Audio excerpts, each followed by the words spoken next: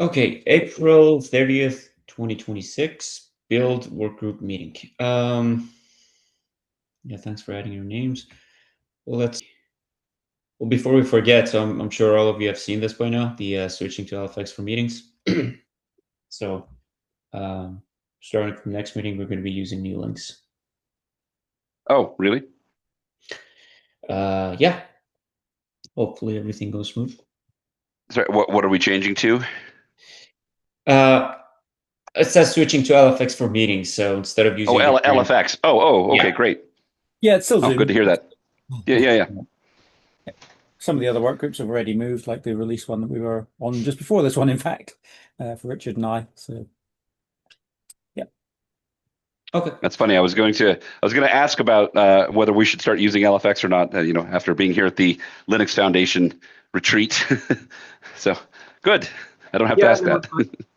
some of the working groups have moved, and I think the proposal is to move all of the Node.js working group meetings to the LFX platform. So release is already gone. Build is, the meeting after this one is supposedly going to happen on it. And I think the other working groups are also being asked to move over. So it'll be a learning experience for Millad, I guess. It has been for the release working group because it is slightly different. It's still Zoom and everything, but I think the way you um, get like the host key and then stream the meetings is slightly different. But I don't know. It's not really something I'm familiar with, but we'll figure it out. I'm Yeah, sure. there's a couple of downsides where in your Google Calendar you can normally see who's invited, but with this you just see that you're invited to that meeting. Things like that. There's a couple of things But I wish were better, but the one flip side of that is that you don't have to wait for the host to start the meeting. So I think we've had a few release working groups where no one's been the host, and yet everyone's been able to join and at least discuss things, even if they can't stream. So yeah, the right. current setup, whoever's hosting has to start the meeting, otherwise people can't even join. So yeah, Yeah. swings and- yeah. Okay. But yeah, we'll have to remember, otherwise we'll join the wrong link in 3 weeks time. Yeah. Yeah. Yeah, hopefully there's going to be a note in the next issue. Yeah, you should have got an actual calendar invite for the Yeah. LFX. Yeah, so Yeah. that also has everything in it. Yep, I got that. Hopefully everyone else gets it. Okay, Yeah, I'll double so check to make sure I got it. yeah, definitely yeah. So first issue on the list, Node.js 20 and the life. Yes. So I just captured things here as I went and remembered the things that we should probably do when Node 20. So Node 20 goes into fluff today. So it's uh, these don't have to happen immediately, but these are like the tidy ups that now Node.js now that we are no longer supporting Node.js 20, we don't need to build it, which means that if there are any platforms, I think I put in the issue that we only test on Node 20 and not on the later lines, then those are candidates for like complete removal from the CI. So there's things listed in here which are just like we should do these things after today. So not necessarily today, but after today, Node 20. So 22 will be the earliest Node support, Node release line still in support. So we still need to support the things that we need for Node 22. But yeah, anything that's Node 20 only can be is a candidate to be tidied up. Um, some of it is like the GitHub. So we've got a few things that are running on Node, and those are currently running on Node 20. So we should update those to a supported version of Node like 22.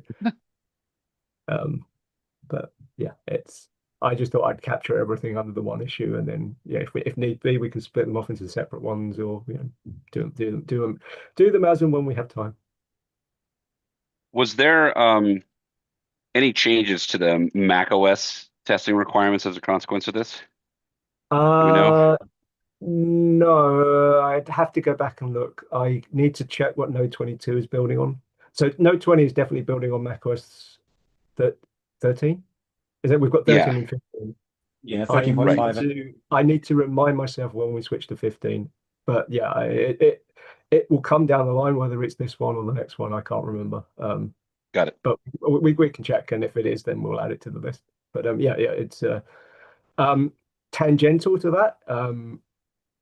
I'll probably open an issue about talking about the PKG installers for macOS. So at the moment, we do that on the same ARM64 machine, and we use Rosetta to build the Intel ones. And I'll Yes. open an issue that so Apple have announced that Rosetta is only going to be in like one more version of macOS or something like that. They've announced that Rosetta will This go is the away. last. This is the last version of macOS that will support Intel. So again, The you next know, one at will- some The- point, will be the last at one, some point, Rosetta. Node will have to make the decision that we will drop.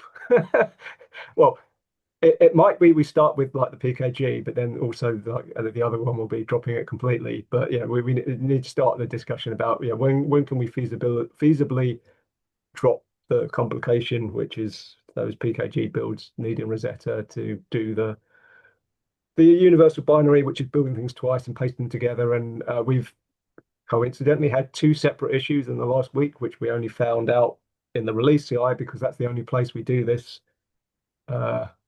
Rosetta compilation. So we didn't find it in the test CI, which is unfortunate. So, but yeah, potential things, potential improvements, I guess. Yeah, phrase it that way. Yeah, that'll be nice to. Also, if we could potentially use Rosetta for the tarballs, for the ones we do create, that would be nice as well. Okay. Because then we So, wouldn't I need think I'll Intel machines in the release. Yeah, I'll open the issue with CAF discussion because Yeah. If the outcome of the discussion is, well, we just stop supporting Intel, then we don't need to move anything. We just stop. Well, sorry, Yeah. we probably still need to support it for the existing ones. So maybe it's worth having the. Yeah, it's going to be a while before we can actually get rid of them, Yeah. I think, unless we Fair move enough. to Rosetta.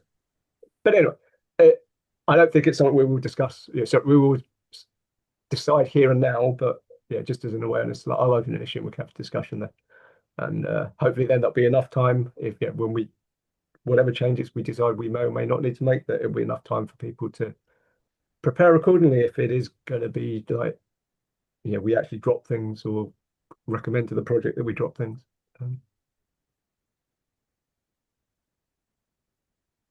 All right. Thank you. Anything else on this? Good. Moving on. Next that was issue just is there for awareness. Yeah, that was just there for awareness. The tokens one, we don't have we don't have Ulysses, do we? Yeah. Was that the policy one? Yeah, I mean, I think we talked about it before, and it's hard to make a blanket policy thing, and it probably feels like it should be a more kind of case by case, or I don't know, because some things are more sensitive than others. So Right. we may have a different risk that we're comfortable taking depending on what the token is actually for. But yeah. Yeah, it seems. Am I misunderstanding that the current policy is that we don't have any? I think the current policy is we don't have a policy. So in the absence of a policy, we don't have any. Okay. It's because it's like, oh, we don't have any at the moment, and then someone says, "Can we do this?" And it's like, I'm not sure. And yeah, so yeah, we don't have a policy. So maybe we do need a policy, even if that policy is we have to make. We'll evaluate tokens on a case-by-case basis of their appropriateness to hand over to GitHub. Yeah, I know the one that predicated this, and that's just the managing the email groups. And it's like, yeah, I mean, we could add people to email groups with the token. That I don't feel scared that GitHub is going to give those up. Yeah, but, I mean, there's a completely separate discussion on that. Is like, is that still the best way to manage that for the project? The reason we still have that is, the project can make that change fairly easily, because the alternative is to go through the foundation, but that's a lot more. Well, I say it's not really a lot more, but it's a different process. It's like you have to get someone else to do it, versus the project itself can do it. And for historical reasons, the project has control over the IOJS email alias, whereas the Node.js email alias is the foundation. so we've tended not to use it. Yeah, I mean the foundation does have a separate initiative to start moving things over to the Node.js email alias where it can. Oh, so maybe I we know. can force into it. Who knows?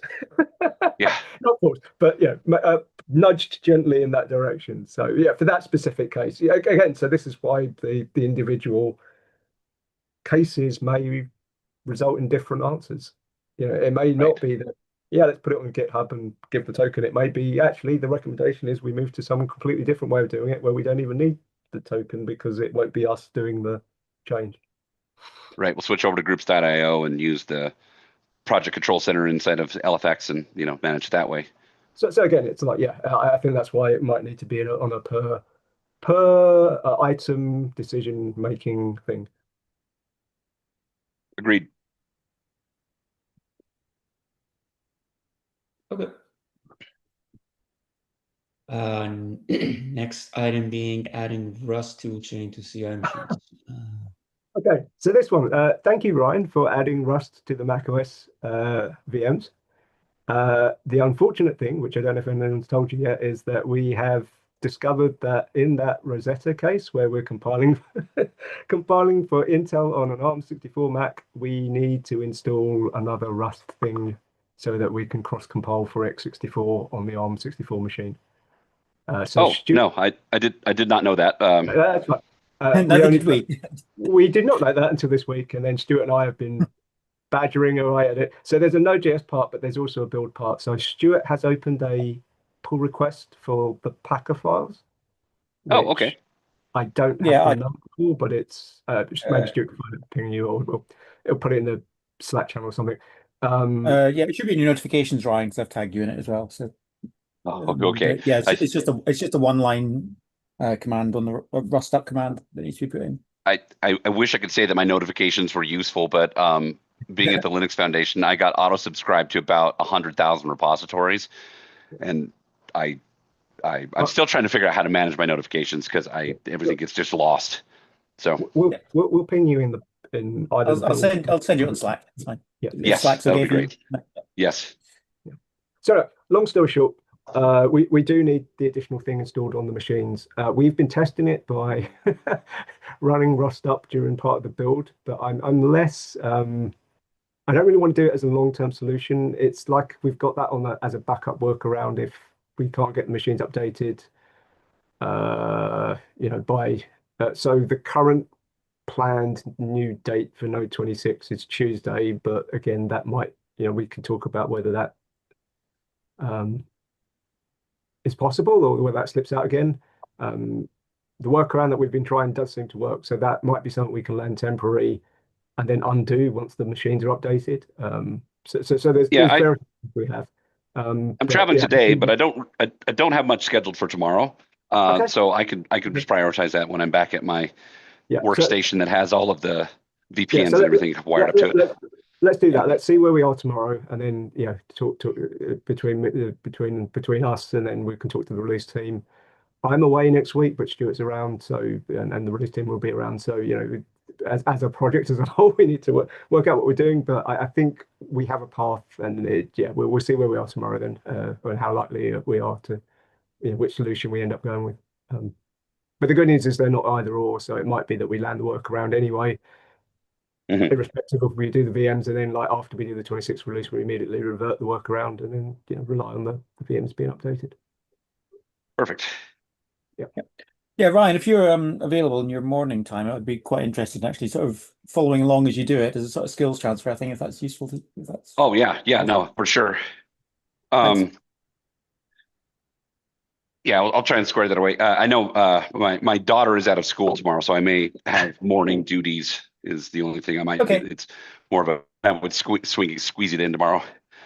Yeah, if we can do it, then fair enough. Otherwise, yeah, give it a shot. Yeah, no biggie. The important thing is to actually get it done. I think more than anything else. Yeah. Yes.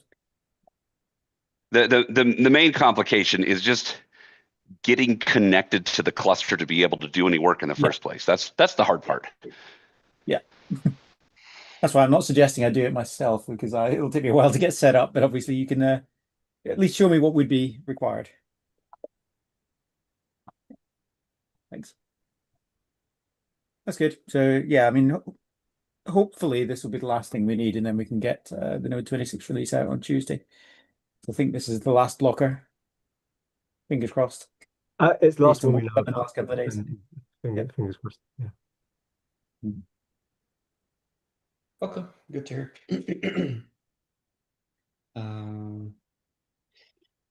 Anything else on the Rust topic? No, I mean, I thought we were done, and then we found this new problem. So I think hopefully that's the last one. Yeah. One so far. All right. Other than IBM platforms that are not actually in the critical path of any releases. Is that IBMI? That is IBMI, yeah. Okay. But we know about that, yeah. As in, within IBM we know about that. So Yeah. we have that. I was going to say under control. We know where we are with that.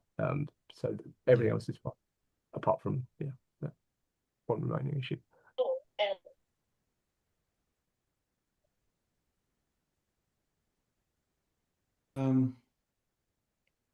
Next issue is standardized web infra admin cloud practice.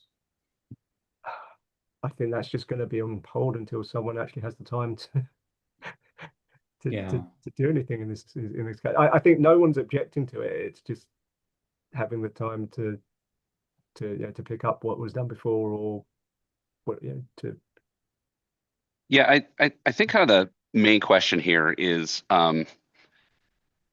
the occasional need for an API token that is an account-wide token, because only super admins can provision those tokens. Mm-hmm. And so the problem right now is every once in a while the web team's like, oh, we need a token that has this permission or that permission, and well, ping Ryan, and I feel like a single point of failure on that situation. You're not the only super admin, are you? I think Guy might be one. Well, actually, all of the build working group is through the build at IOJS thing that's in our secrets repo. So there's that too. Okay. And then Moshe is, I believe. Yeah. And then you might be as well. So I don't know. I was trying to get people to use their own accounts, and then we only use the build one to add and remove people, because it makes it easier from a audit point of view in Cloudflare, because it then logs. Yeah, for sure. But I mean, it's the same as like, there's a difference between people that have the permission and then people that are actually having the time to go and do the thing on a thing that we don't change too often. So yeah, I think it's a question of whether or not the web infra team should have super admin in some capacity. And I know that Moshe is in there, but I don't know which team he's on. No, he's build. Moshe is build. Okay.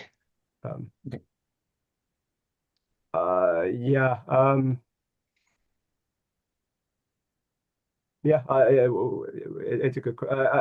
I guess the thing is because there's more than one thing in Cloudflare, and some of it's related to the web routing. So that's probably why the web infra team wanted access. Yeah. But there's other stuff in there as well. So yeah. Do we still want this in build agenda? I reckon we could probably take it off and it can be put on when someone's actually got working on it. Because I think we've already had the should we do it, and I think the answer is yeah, if people have time and we'll review.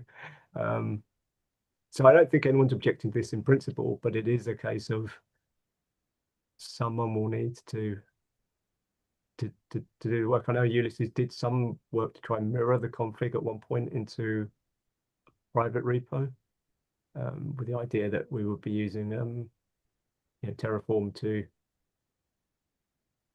reflect the changes and then use it to actually make the changes. But again, this is kind of it's like it's not even clear what the transition story would look like because as people are maybe we're not making that many changes at the moment anyway, but it's one thing to try and work on the Terraform setup, but then if people change the config from underneath you, there's no danger that you then wipe over something once you deploy the the actual things. So yeah, it just needs to be planned because it's a live system. Like everything in build, it's a live system. So if we're going to make a change, someone needs to plan how it's going to happen, and then we need to be Yeah, as far as the groups go, though, I did create a web infra admins group that has all the people in it that are supposed to be in it. So that all exists. They just have administrator rights, but they don't have super admin rights. So it's really just that API key access thing that is a policy of who should have access. And then separate to all of that is, yes, we should be using GitOps to manage our whole Cloudflare account. But I have sort of on my list of things to do innumerable number of Cloudflare accounts to do that too.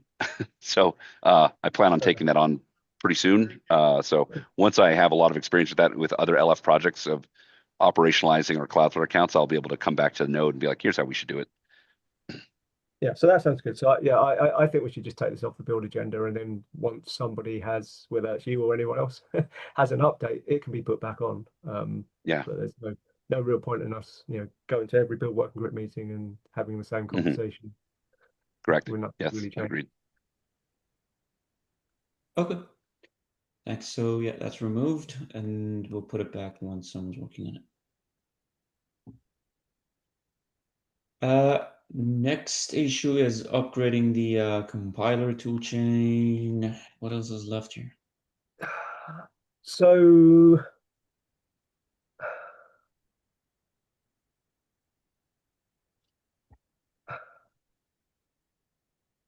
I think we could almost close this. So we've got a separate issue about updating the machines. Yeah, we've got that issue. So we've got that as a separate issue. And I think there's also another separate issue about the SmartOS machines. And I think those two issues cover the remaining work that this would have been covering. So I'm not sure that there's anything left in this issue that's not covered by the other two. So we could possibly close this. Okay. So is anyone still using GCC? SmartOSs. And who's maintaining it? Because Well, that's the question that came up in the last build working group meeting. But there is that separate issue talking about it. So what was it? if 4259. Yeah, down bottom of your screen, like a link up with one below that one. Right there. That one. Yeah. Thank you.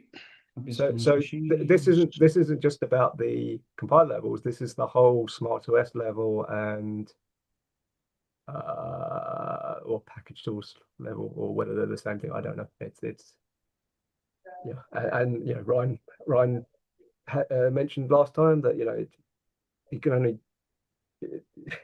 the actual knowledge on the SmartOS side of things is within our team is low, and probably the Node.js side knowledge on the MNX team is low. But we've got to figure out somehow between the two of us what the strategy is for all this. And I don't even know what OmniOS is that's now being mentioned. But yeah, I don't know the answer to your question, Milad. I don't know who is even trying to drive this to a solution. Okay. And what's the state of Rust on these platforms? I think someone said it's available, but again, I don't. It might be only at a certain level. Okay, that's fine. I think someone said it might have been in the other issue about the temporal stuff in Node where it was asked. Okay, so I will, if there's nothing left on this issue, then I'll just make a note here about what we just discussed. I'll close it, remove the build agenda, of course. Well, if you close it, you don't need. If you close it, you don't need to remove the label because only the yeah, I mean, yeah, it will auto remove. But I'll add some details on what we just talked about, and hopefully other platforms can also upgrade to 20 and Rust 188 at some point. It's only an issue if you are building the V8 CI. Yeah, I mean, just in terms of being consistent and on every platform, right? Yeah. So just as an FYI, I think the version of temporal we've vended into Node doesn't build with V8 14.8, so we are going to need to bump the version of the temporal crate in Node for V8 14.8. And again, I don't know at this moment in time whether that will also cause us to bump the Rust version up. I mean, if you're fine in upstream V8, we'll probably be okay on that level of Rust. But for Node, we are going to need to bump the crate. So I don't know if that by itself will require a Rust upgrade, but we will find out once we get around to doing it. Okay, I guess we'll see. For the macOS Rust, I just followed what was on the GitHub runners, which was 1.8.2. So yeah, it works for now. So I think it's fine, and we'll. Yeah. If we find out otherwise, then we'll let you know. But it Node should be fine. Yeah, Node should be fine. But V8, if you build V8, it'll probably fail. We're not building V8 on macOS. We're not building the we're not building the V8 build on macOS. We are only building Node on macOS. So we're not going through the whole V8 build scripts and the way they invoke Rust, which is where all the complications have been. Got it. Okay, thank you. So yeah, I'll take care of all that after the meeting. Yeah, and this the one you had specifically about the going to Clang 20 and Rust 188, that is something for the Linuxes, and yeah, I'll probably get. Well, it won't be next week; it'll be after that. But it's on my list of things to do because that is now coming up with the V8 14.8 update. So we've got 14.6 of the Node 26, and 14.8 will be the next one we try and get in. But I do know that we need all of this for that. Okay. Yeah, I'll just point out again that Alpine, although we've upgraded the ones in the CI, the systems for the unofficial builds haven't been updated, so they're still building with GCC and no Rust as far as I'm aware. So somebody will probably complain about that at some point, in which case somebody can volunteer to fix it. Well, yes, it's not this working group's responsibility to keep. Yeah, indeed. Yep.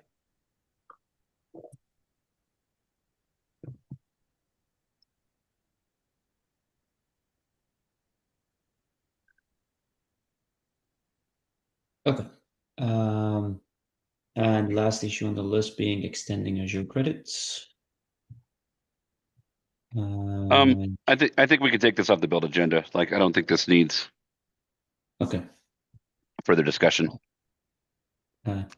Kind of covered what happened, and now it's just wait for us to run out of credits, then we can add more.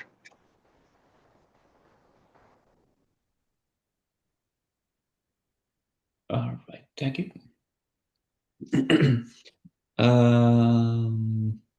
Any other issues that we want to talk about? That's all we had on the list. Yeah, I would like to mention, so there is an issue open in the Build working group about the next, the current Jenkins LTS version, which we are not able to upgrade to yet because it's dropped support for Java 17. So that one, yeah. So I've updated some of the CI to Java 21 and Java 25, but yeah, in order to upgrade to the current LTS version of Jenkins, we are going to need to get all the agents up to Java, at least Java 21. And yeah, it's like if people have time to do that. Again, this is now going to be a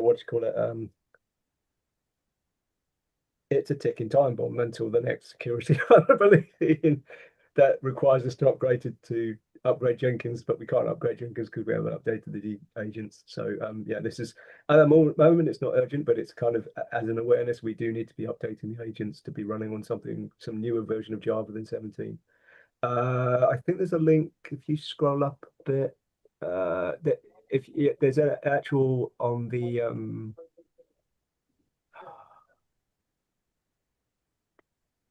I don't want to do the SmartOS machines. The third, the third comment where it says JVM versions are listed. So just as an FYI, that 1, 2, 3, 4, the JVM version column there, it flags everything in red, which is running on Java 17. So yeah, if people are curious as to what we haven't migrated yet, it's all that stuff. And so some of it has been moved, and some of it will still need to be done. So this is just an FYI. Let's just hope that Jenkins doesn't get compromised in the next couple of days.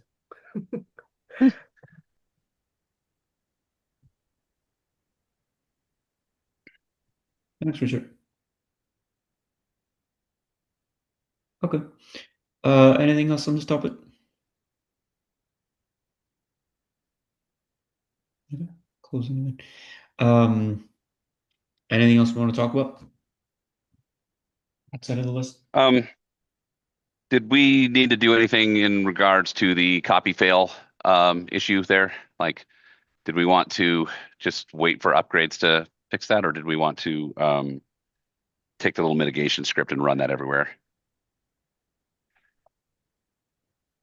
Oh, was there a mitigation script somewhere? I missed that. Yeah, the copy.fail website kind of gives you a proof of concept attacker script and also gives you a mitigation script that just disables the one little bit that makes it all possible.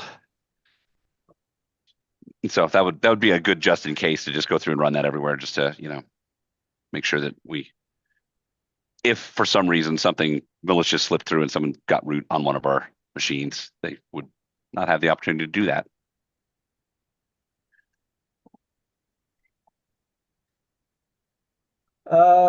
Yeah, I don't know. I guess the question is, if we apply the mitigation, is that going to cause problems for the patches that come down the line? It shouldn't, because the mitigation is basically a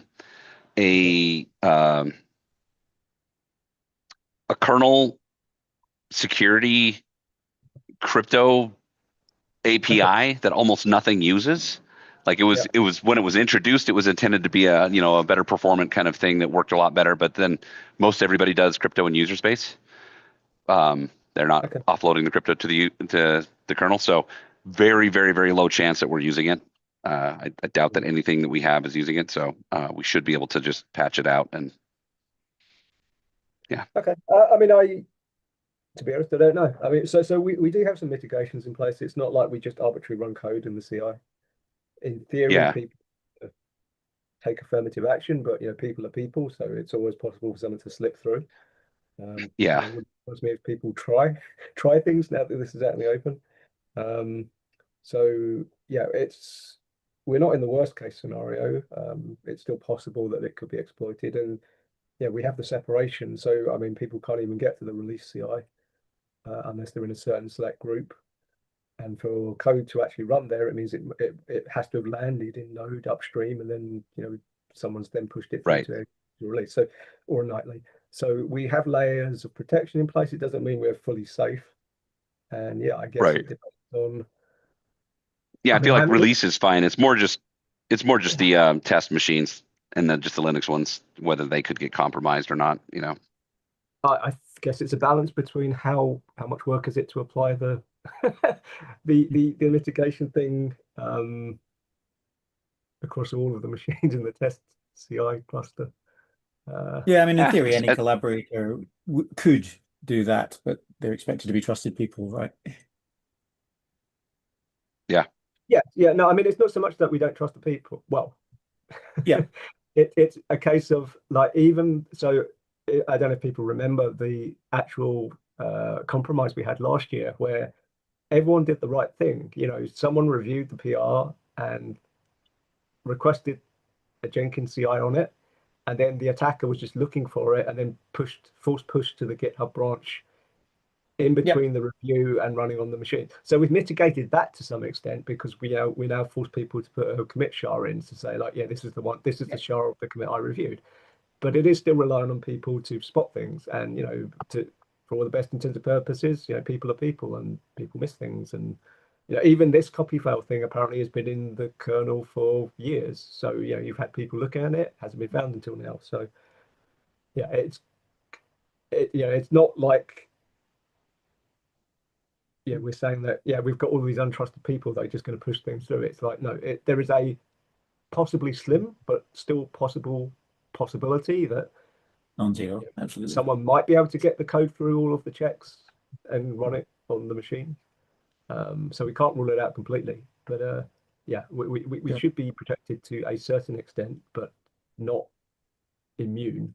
And this is then a trade-off between, should we apply it I guess if it's not too difficult to apply, but you have to multiply that up by the number of times you have to apply it. So I don't know whether it can be done through Jenkins or through Ansible, or whether it's more easily doable by SSHing onto each individual machine and applying the thing. Yeah. So Ryan, do you know if any of the distributions have actually started putting out a fix for this yet? Yeah, there's a few distributions that have already patched it. Okay. I believe. I had read that there wasn't, but now I've also read that there was, but I haven't enumerated which ones. There was initially when they put out their thing, they were like, "This is not that big of a deal," and then after a little bit of review yesterday, people were like, "This is a lot bigger deal than we said it was." So they upgraded their severities. You know, I mean, it's the use case determines the severity. You know, your laptop, no big deal. You know, a machine that's in your infra that nobody else uses, no big deal. Anything that can run code that could come from an external attacker, that's the, CI machines, Exactly. et cetera. You know, that's where it matters.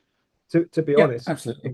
the one I have more concern over is the GitHub runners, but presumably because that's more widely used, hopefully that's going to be patched sooner rather than later, or mitigated sooner rather than later. But that's the one thing we don't have control over, and it's also the one thing that code almost runs automatically on.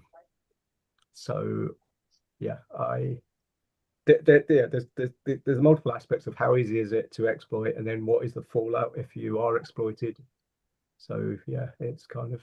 I mean, the fault is it's privilege exploitation. You just get root. You get root on the machine that so you get root on the test runner. So what can you do from a test runner? I mean, I don't know.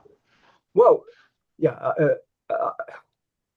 because it's a kernel level thing, it means that you can go out, you can escape a container.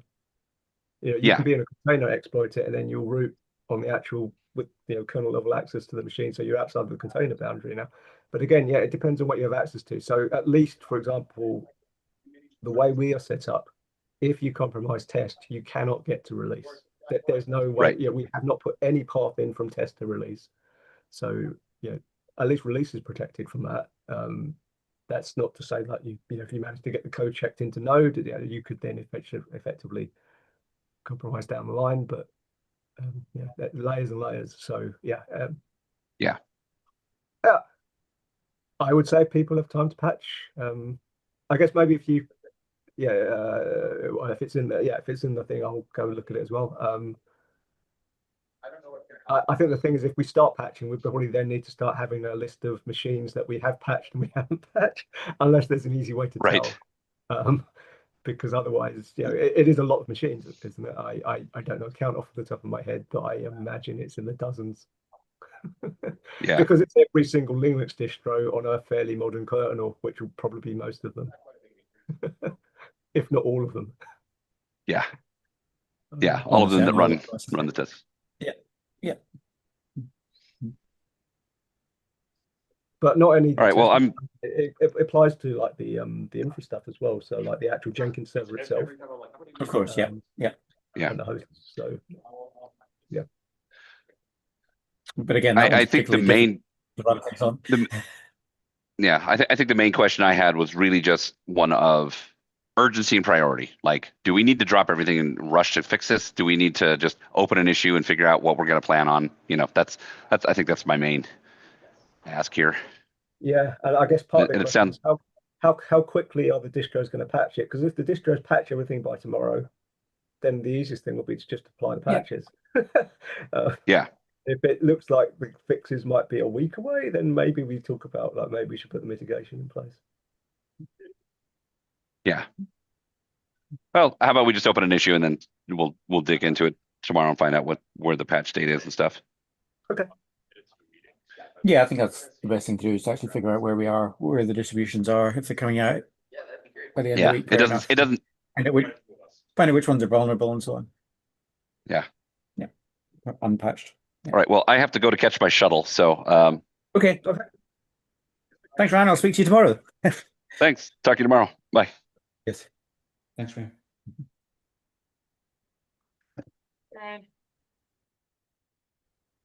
Okay.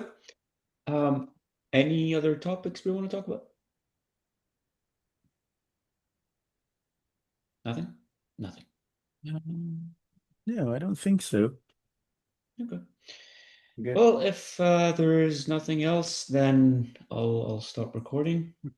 And thank you for your time. And we'll talk using the new link next time. Remember to use the new link. Yes. Yeah. Bye. See you next time. Bye. Okay. Bye-bye.